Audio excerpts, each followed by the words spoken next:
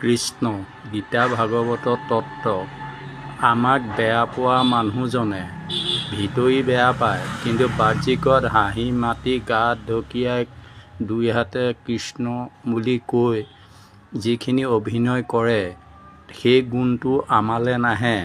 তেওঁ অন্তৰৰ পৰা যে বেয়া পাইছে, বেয়া পোৱা গুণটোহে আমালৈ আহে। আৰু প্ৰভু ভগৱন্তই আমাক সেইকাৰণে এই শক্তি দিছে যে কোনোবাই যদি অন্তৰৰ পৰা তোমালৈ শিলগুটি মাৰে তেতিয়াহ'লে তুমি গম পাবা। এইকণ শক্তি প্ৰতিজন ব্যক্তিকে প্ৰভু ঈশ্বৰে দিছে। সেই হেতুকে আমি ভিতৰি শিলগুটি দলিয়াই বাহিৰত ভাল দেখুৱাই একো লাভ নাই। এইটো জল পটকৈ প্ৰভু ভগৱন্তই আমাক মনত জানিবলৈ দিয়ে। সেই হেতুকে কৈছে যে তুমি মনুষ্যক পূজা কৰিলে একো নোপোৱা, মোক পূজা কৰা। গতিকে আমি প্ৰভু ভগৱন্তক পূজা কৰিলে আমি সকলো বিপদৰ পৰা ৰক্ষা পৰিম।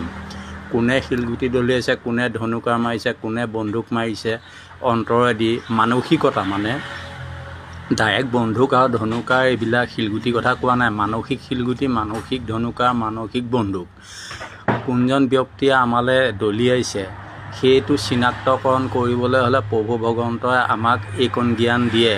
সেই হেতুকে আমি পুৱা গধূলি প্ৰভু ভগৱন্তক 1 মিনিট চিন্তা কৰিব লাগে। এই শক্তিৰ দ্বাৰাই আমি বিভিন্ন বিপদৰ পৰা আৰু তেনে শ্ৰেণী মানুহৰ পৰা ৰক্ষা পাব পাৰোঁ। এই প্ৰভু ভগৱন্তই দিয়া গীতা ভাগৱতৰ উপদেশ, আমাৰ উপদেশ নহয়, সন্ত সাধুৰ উপদেশ। এইখিনি জানিব পাৰিলে বহুখিনি বিপদৰ পৰা আমি ৰক্ষা পৰিব পাৰিম আৰু বহুখিনি ৰাক্ষস মনৰ মানুহৰ পৰাও আমি হাত সাৰিব পাৰিম। কৃষ্ণ।